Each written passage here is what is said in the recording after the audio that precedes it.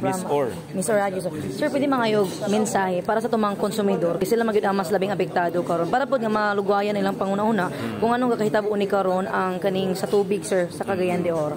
Mayong hapon, may adlaw sa atong mga konsumante sa Cagayan de Oro City Water District, no? Sa inyo siguro na dungog nga kontrobersya sa media, sa social media, sa uban pa, gusto natong ipaabot sa atong katawhan nga pinasikad sa mando sa atong balaod kung sa mga reglamento ang tag-iya sa tubig ang ato mang gobyerno, no? O kaning niya trabaho usab sa atong gobyerno nga ihatag ang welfare sa atong katawhan o kana makasiguro kita nga sa matag karon niya magpabilin gayud ang supply sa tubig kay mao lagi na ang katawhan man dapat ang manag-iya sa tubig. So kining niya nga problema karon, this is more actually of a management problem nga ma-resolve raw sa between aning duha ka mga partido. So ako lang hangyo, no, sa atong mga katawhan, mga kaigsuonan nga konsumante sa tubig, atong itipid ang atong paggamit sa tubig, no, nga labi na El Nino pa karon, gusto ko maligo ta isat na lang kakabo siguro para di kayo ta makagamit og tubig. Kung magtigom ta og tubig ato lang tabunan, no, parang kung naaman gali problema kakulian sa mga repairs